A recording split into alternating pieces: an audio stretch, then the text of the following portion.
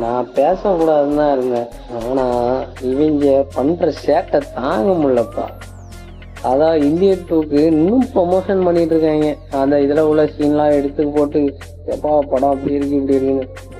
ஆனா போட்ட காசு கூட தேராதுங்கிறது அவங்களுக்கு தெரியாம போச்சு போல. ஏன்னா இதுக்கு அவ்வளோ எக்ஸ்பெக்டேஷன் வச்சிருந்தாங்க. லாஸ்ட்ல எல்லாமே டர்ன்னு கிழிஞ்சு போச்சு. ஏன்னா இதுல அங்கங்க படத்தை வந்து ஓட்டி வச்ச மாதிரி இங்க நிறைய சீன்ல கூட நமக்கு அது தெரியும்.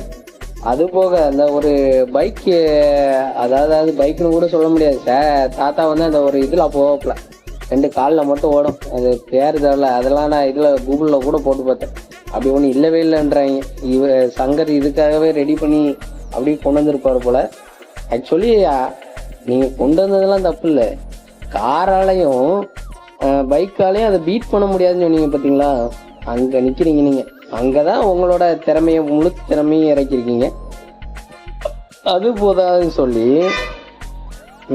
பிடிச்சதுக்கப்புறம் லாஜிக்கே இல்லாம ரிலீஸ் பண்றீங்க பார்த்தீங்களா? செமடா.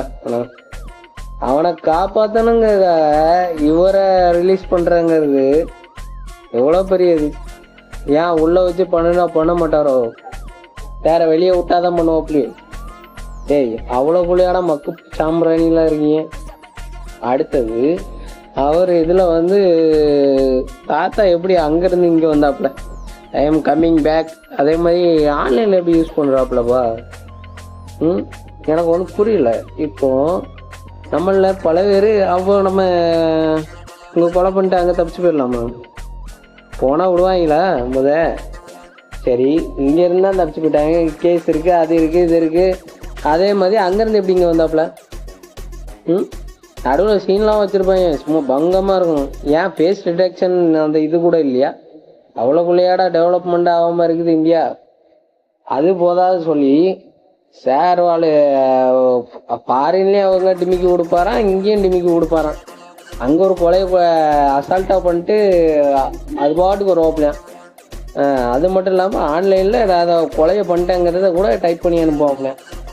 ஏய், இன்னும் பைத்தியக்காரங்களாம் நினச்சிட்டீங்க. மழையே கதையெல்லாம் பார்க்கும்போதுல, ஏய் இது சங்கர் படமே இல்லையா? அந்த பிரம்மாண்டத்தையே காங்கலையடா, பொம்மை படம் மாதிரிலாடா எடுத்து வச்சிருக்கீங்க. வாங்கடா வெண்ணீங்களா.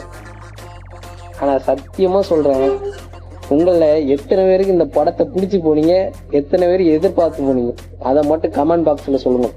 எத்தனை பேருங்கிறத நான்